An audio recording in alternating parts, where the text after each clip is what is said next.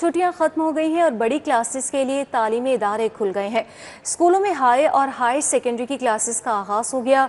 2.5 माह बाद स्कूलों में मैट्रिक और इंटर की निसाबी सरगर्मियां शुरू हो गई हैं। पहले रोज़ स्कूलों में तलबा की हासिल 50% से भी कम दिखने में आई। पहली ता 8वीं जमात तक स्कूल 1 सितंबर से खुलेंगे। आपको बताएं, छुट्टियां ख़त्म हो चुकी हैं और बड़ी क्लासेस के लिए तालीमी इदारे खुल गए हैं। इस पर बात करने के लिए जुनैद रियास हमारे साथ मौजूद है, उनसे मज़ीद डिटेल्स हासिल कर लेंगे। जुनैद, बताइएगा। जी, इस वक्त मैं नाहम की क्लास में मौजूद हूँ। तालीमी सरगर्मियों का बाकायदा तौर पर आगाज़ हो चुका है। गर्मी की छुट्टियाँ ख़त्म हो चुकी हैं और बाकायदा तौर पर तालीमी सरगर्मियों का आगाज़ हो चुका है। बड़ी क्लासेस आज से शुरू हो गई हैं, जबकि पहली से 8वीं जमात तक की क्लासेस जो हैं 1 सितंबर से शुरू होंगी। बच्चे कितने खुश हैं, आप देख सकते हैं कि बच्चे जो हैं अपने निसाब की तैयारी कर रहे हैं। कैसा लग रहा है? बहुत ही अच्छा लग रहा है कि हमें खुशी है कि हमारे स्कूल खुल गए हैं और हम घर पे बैठे फजूल टाइम ज़ाया कर रहे थे कि हमारे उस्ताद अकराम की मेहरबानी है कि हमें पढ़ाया जा रहा है। जी, आपने बात सुनी कि आप देख सकते हैं कि इस वक्त टीचर भी जो हैं क्लास में पढ़ा रहे हैं और जो इनका सबक है वो इनको याद कराने की कोशिश कर रहे हैं। और दूसरा जो है यहाँ पर और भी तलबा मौजूद हैं, उनसे बात करते हैं। कैसा लग रहा है? जी, बहुत अच्छा लग रहा है कि घर बैठ के भी स्टडी करते थे, लेकिन इतना फोकस नहीं होता है। जो फोकस स्कूल में हुआ ना वो अलग बात है, लेकिन स्टडी पर फोकस स्कूल में ही होता है, घर में ज़्यादा फोकस नहीं है। तो इंशाल्लाह ताला हम अपना अच्छे से अच्छा करेंगे। ये हमें बासनी के बच्चे जो हैं वो बहुत खुश हैं। उन अपने दोस्तों के साथ मिलकर उनको खुशी महसूस हो रही है और वो कह रहे हैं कि जब वो आए हैं तो एक तो उन्हें असातिज़ा की रहनुमाई हासिल हो रही है और दूसरा वो तलबा से भी जो है वो अपने मज़ामीन बारे सवालात बारे डिस्कशन कर सकते हैं और जो ही असातिज़ा की रहनुमाई उनको हासिल हुई वो पहले से बेहतर। जी ठीक है, बहुत शुक्रिया जुनैद रियास आपका। आगे बढ़ते हुए बताया आपको कि पोल्ट्री फार्मर्स को लाहौर में लूटमार की खुली छूट दे दी गई है। पोल्ट्री ट्रेडर्स को फार्मर गेट रेट जिंदा ब्रायलर 400 रुपये मिला।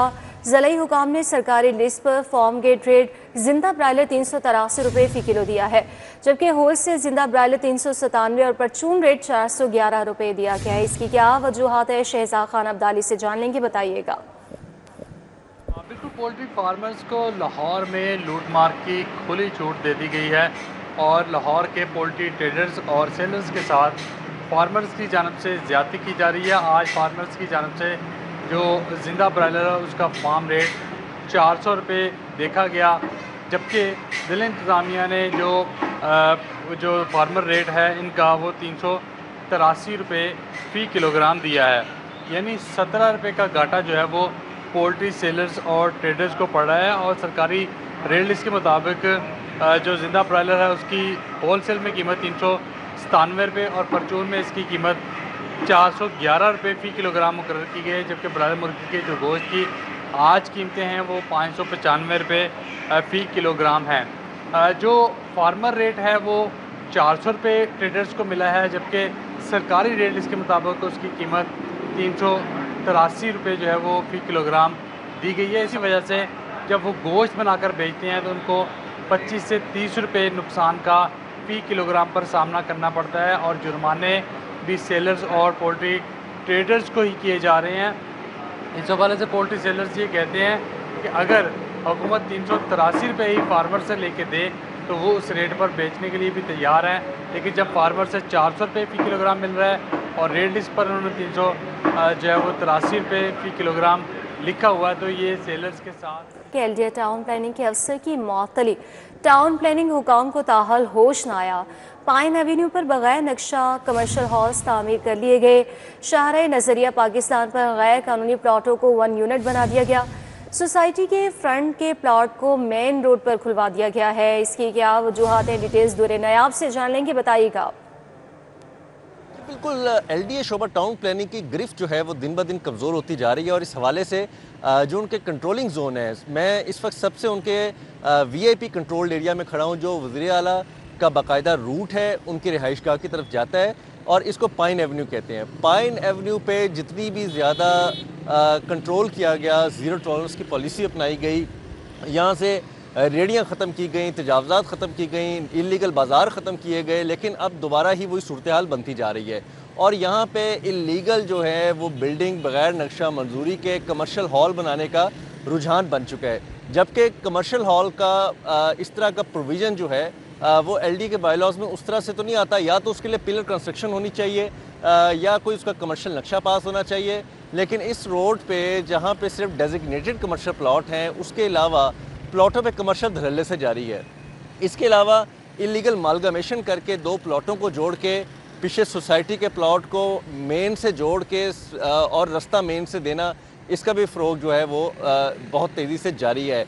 वापडा टाउन जो कि इलीगल कंस्ट्रक्शन का गढ़ बन चुका है और उसकी मेन रोड पे इलीगल कंस्ट्रक्शन अब मज़ीद नहीं की जा सकती, उस पर वापडा टाउन सोसाइटी भी एक्शन ले रही है और LD को बारहा लिख रही है कि इसके बाद यहाँ पे कमर्शियल एक्टिविटीज़ की इजाज़त ना दें, नक्शे पास ना किए जाएँ। लेकिन वहाँ पे भी कोई कंट्रोल नहीं किया जा रहा। PIA रोड पे बहुत ज़्यादा इलीगल कंस्ट्रक्शन का रुझान बढ़ चुका है। इस पर बहुत एक्शन लिया गया। सेक्रेटरी ने गुज़िश्ता रोज़ LD के एक अफसर को जो है दिन पहले मुअत्तल भी किया। शहरी सहूलतों के लिए नए दौर की बुनियाद रखने का हुकूमती दावा। वज़ीर-ए-आला का पंजाब की तज़ीन और आराइश का मनसूबा 16 अरब तक पहुँच गया। सूबे भर में शहरी खूबसूरती और अर्बन रीजनरेशन के लिए मज़ीद फ़ंड्स की अपील की गई है। सूबे की अर्बन रीजनरेशन के लिए हुकूमत फ़ंड्स की तफसीलात बारे आगाह कर दिया गया है। क्या तफसीलात बताई गई हैं, अली रामे से जान लेंगे, बताइएगा। जी बिल्कुल, ये वज़ीर-ए-आला पंजाब का एक खसूसी प्रोग्राम है सूबे की खूबसूरती के लिए कि पंजाब को अब खूबसूरत बनाया जाएगा और इसकी अर्बन रीजनरेशन जो है वो की जाएगी। अब इसके लिए पंजाब हुकूमत मुख्तलिफ स्कीमें जो है वो मुतारफ़ करवा चुकी है और पंजाब के तमाम मुख्तलिफ जो डिवीजन्स हैं और उनके अंदर जो अज़ला हैं वहाँ पे तमाम तफसीलात स्कीमों के हवाले से वो वज़ीर-ए-आला पंजाब को पेश भी की जा चुकी हैं। अब इस पर अब मुख्तलिफ जो सूबाई महकमे हैं और उनकी तरफ से ख़ास तौर पर जो मुख्तलिफ अज़ला हैं जहाँ पर ये बजट खर्च होना है, अगर लाहौर की बात की जाए तो लाहौर के लिए भी बजट की जो अजाफी डिमांड है वो की जा रही है।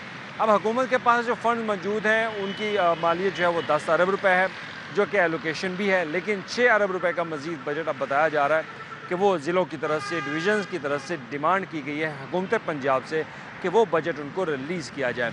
अब इसके लिए अगर मजमूई तौर पर देखा जाए तो पंजाब का जो ब्यूटिफिकेशन और अर्बन रीजनरेशन का जो प्लान है उस पर लागत 16 अरब रुपए तक पहुंच चुकी है।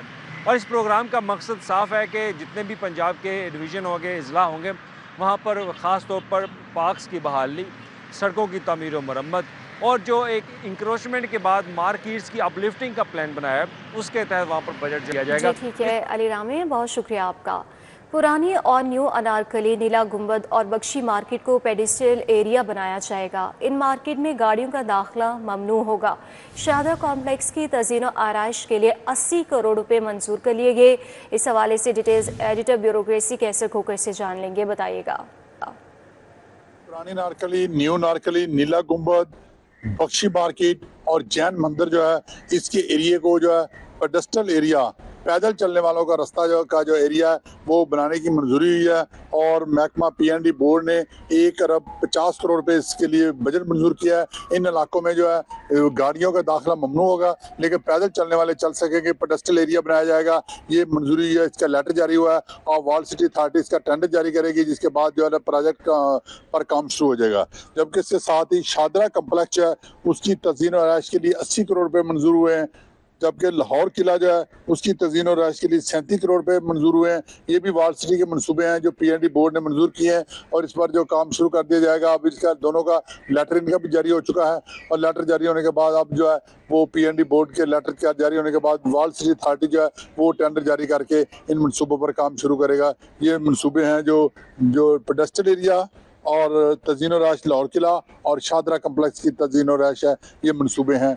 बहुत शुक्रिया कैसे खोकर आपका। लेस्को का मटेरियल और दीगर अमूर के लिए 20 अरब 78 करोड़ रुपए का बजट मंजूर।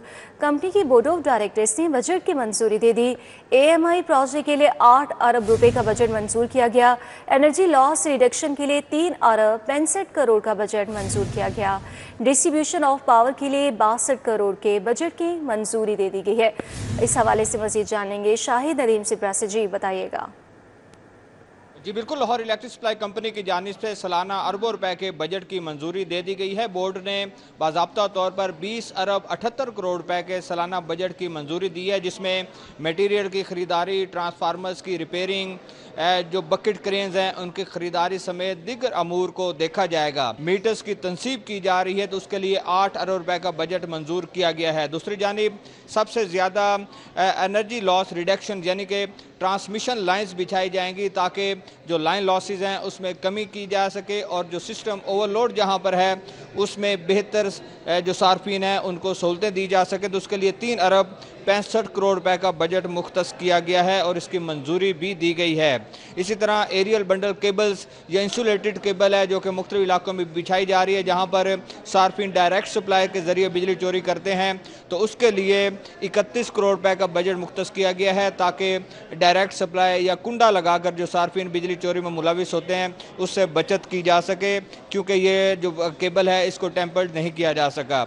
इसी तरह अर्थिंग HT और LT पोल ये बड़ा ही ज़रूरी इकदाम है। बकेट क्रेन्स के लिए 73 करोड़ और ट्रांसफार्मर वर्कशॉप के लिए 9 करोड़ रुपए का बजट मंजूर किया गया है। बोर्ड ने बाज़ाब्ता तौर पर इसकी मंजूरी दी है। अब इसके बाद मटीरियल की ख़रीदारी की जाएगी, एडवांस मीटरिंग इंफ्रास्ट्रक्चर की बुनियाद पर मीटर्स खरीदे जाएंगे, ट्रांसफार्मर्स की रिपेयरिंग करके सिस्टरी लाई जाएगी ताकि। ठीक है, बहुत शुक्रिया शाहिर नदीम सिप्रा आपका। नाज़रीन, लाहौर का हल्का NA 129 का ज़िमनी इलेक्शन वक्त कम और मुकाबला सख्त है। नून लीग पार्टी टिकट का फैसला नहीं कर सकी।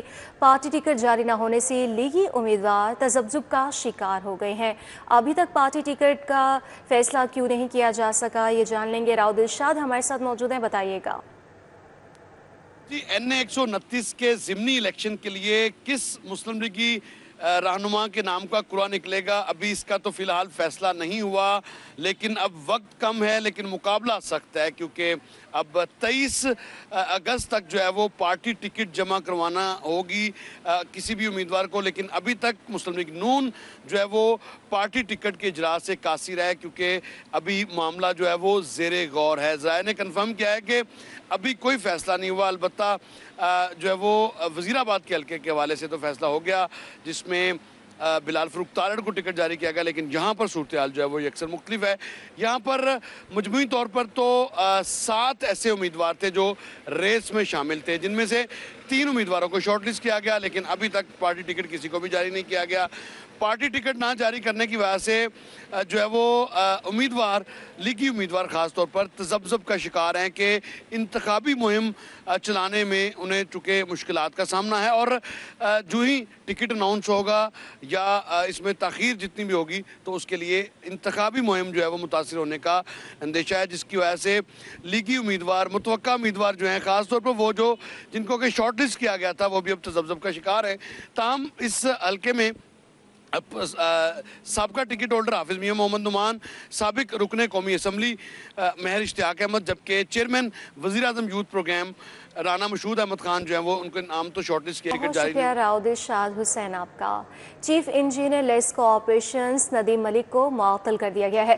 फ़राइज़ में गफलत बरसने से मुअत्तली का नोटिफिकेशन जारी किया गया।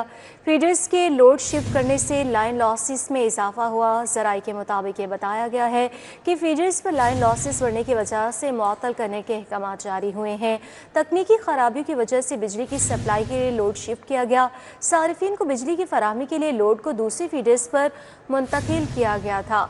Chief engineer LESCO operations Nadeem Malik को मुअत्तल किया है। फ़राइज़ में गफलत बरतने से मुअत्तली का नोटिफिकेशन जारी कर दिया गया है। ज़राए के मुताबिक ये बताया गया कि फीडर्स के लोड शिफ्ट करने से लाइन लॉसेस में इजाफा हुआ है। फीडर्स पर लाइन लॉसेस बढ़ने की वजह से मुअत्तल करने के अहकाम जारी किए। तकनीकी खराबियों की वजह से बिजली की सप्लाई के लिए लोड शिफ्ट किया गया। ज़राए के मुताबिक ये बताया गया है कि सारिफिन को बिजली की फराहमी के लिए लोड को दूसरे फीडर्स पर मुंतकिल किया गया था। Chief engineers LESCO operations Nadeem Malik को मुअत्तल कर दिया गया है और फ़राइज़ में गफलत बरतने से मुअत्तली का नोटिफिकेशन जारी कर दिया गया है। फीडर्स के लोड शिफ्ट करने से लाइन लॉसेस में इजाफा हुआ। ज़राए के मुताबिक ये बताया गया है कि फीडर्स में लाइन लॉसेस बढ़ने की वजह से मुअत्तल करने के अहकाम भी जारी किए। ज़राए के मुताबिक बताया गया कि तकनीकी खराबियों की वजह से बिजली की सप्लाई के लिए लोड शिफ्ट किया गया। टैक्स फ्रॉड करने वाले हो जाएं होशियार। FBI ने तहकीकात का दायरा कार मज़ीद वसी कर दिया है। FBI ने तहकीकात के लिए इजाफी सहूलतें हासिल कर ली हैं। क्या इजाफी सहूलतें हासिल की गई हैं, कलीम अख्तर से जान लेंगे, बताइएगा। जी बिल्कुल, फेडरल बोर्ड ऑफ रेवेन्यू की जानिब से ऐसे तमाम अनासर जो कि टैक्स फ्रॉड के अंदर मुलव्वस हैं, उनके खिलाफ तहकीकात के लिए दायरा कार मजीद वसी कर दिया गया है और इस हवाले से तमाम तर जो सहूलियात हैं वो भी हासिल कर ली जा चुकी हैं। ज़रा की जानिब से बताया गया है कि FBR की जानिब से न सिर्फ ऐसी तमाम कंपनियां जो कि इंटरनेट या इसके अलावा जो मोबाइल सर्विस है वो फ्राहम करती हैं उनसे डाटा हासिल किया जा सकेगा, बल्कि इसके अलावा उनसे डाटा हासिल करने के बाद ऐसे तमाम अनासर की निशानदेही भी की जाएगी जो कि टैक्स फ्रॉड के अंदर मुलव्वस हैं। इस हवाले से अगर तफसीली आपको बताएं तो ये बताया गया है कि जो FBR है वो बाकायदा तौर पर न सिर्फ इंटरनेट बल्कि टेलीकॉम कंपनियां समेत PTA से भी जो डाटा है वो हासिल किया जा सकेगा, जबकि इनसे डाटा हासिल करने के बाद उन तमाम तरह अनासर की बासानी निशानदेही भी की जा सकेगी। जबकि इजराइल की जानिब से ये भी बताया गया है कि जो टैक्स फ्रॉड है उसकी तहकीकात मजीद जो जानबदार और इसके अलावा जो तहकीकात हैं वो मजीद मौसर करने के लिए जो ऑडिटर्स हैं उनकी खिदमात भी हासिल की जाएंगी और बाकायदा तौर पर उनकी मदद से भी जो टैक्स फ्रॉड के अंदर मुलव्वस अनासर हैं उनकी निशानदेही की जाएगी।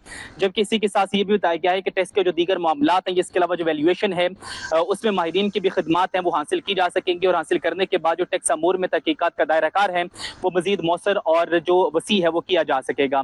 इसी के साथ साथ ये भी बताया गया है कि डाटा एनालिसिस और इसी के साथ साथ जो ऑडिट्स के जरिए जो डाटे और इसके अलावा जो टैक्स फ्रॉड के अंदर मुलव्वस बड़े अनासर हैं उनकी निशानदेही करने के साथ मामलात हैं। जी ठीक है, बहुत शुक्रिया आपका कलीम अख्तर। बात कर लेंगे लाहौर के मौसम के हवाले से। तो आसमान पर सूरज और बादलों की आंखमचोली जारी है। शहर का मौजूदा दर्जा हरारत 31 डिग्री सेंटीग्रेड रिकॉर्ड हुआ। दर्जा हरारत 32 डिग्री सेंटीग्रेड तक जाने का इम्कान बताया जा रहा है। मौसम का मजीद अहवाल समरा फातिमा से जान लेंगे। दिन भर कैसा मौसम रहेगा, समरा फातिमा बताइएगा। जी बिल्कुल, इस वक्त शहर का मौजूदा दर्जा हरारत 31 डिग्री सेंटीग्रेड तक रिकॉर्ड किया जा रहा है। ज़्यादा से ज़्यादा 32 और कम से कम 27 डिग्री सेंटीग्रेड रहने का इम्कान है। हवा में नमी का तनासुब 74% है, जबकि शहर में 13 किलोमीटर फी घंटा की रफ्तार से हवाएं चलने का सिलसिला जारी है। मौसम को जो है वो हम इसी तरह से देख रहे हैं कि कभी आसमान पर बादल मौजूद हैं तो कभी सूरज जो है वो जलवागर है और ये सूरज और बादलों के दरमियान जो आंख मचोली का सिलसिला जो है वो सुबह से ही जारी है और महकमा मौसमियात की जानिब से यही कहा जा रहा है कि शाम तक जो है वो इसी तरह से रहेगा। महकमा मौसमियात की जानिब से आज बारिश की भी पेशन गोई की जा रही है। ये कहा जा रहा है कि आज शहर लाहौर में 80% तक बारिश के इम्कानात हैं और साथ ही साथ ये भी कहा जा रहा है कि मानसून के 7वें स्पेल का ये जो सिलसिला है वो 23 अगस्त तक इसी तरह से रहेगा। न सिर्फ शहर लाहौर में बल्कि पंजाब के दीगर अजला में भी गरज चमक के साथ बारिश के इम्कानात महकमा मौसमियात की जानिब से जाहिर किए जा रहे हैं। ये भी कहा जा रहा है कि मानसून के 7वें स्पेल में शदीद बारिशें मुतवक्के हैं, तो ऐसे में शहरियों को बेहतियाती तदाबीर इख्तियार करने का कहा जा रहा है। उनको जो है वो शुमाली इलाका जात की तरफ नकलो हमल महदूद करने का कह दिया गया है। साथ ही साथ गैर जरूरी सफर से भी परहेज करने का कहा गया है, क्योंकि हम देख रहे हैं कि शुमाली इलाका जात और बहुत शुक्रिया समरा फातिमा आपका। PDMA की मानसून फ्लड की सूरत हाल भरे फैक्ट शीट जारी कर दी गई। आइंदा 24 घंटे में बेशतर अजला में शदीद बारिशों की पेश गोई है। तर्जुमान के मुताबिक ये बताया गया बालाई पंजाब के अजला में तूफ़ानी बारिशों और क्लाउड बर्स्टिंग के खदशात मौजूद हैं। DG PDMA की जानिब से कहा गया कि 7वां स्पेल कदरे ज़्यादा मजबूत है।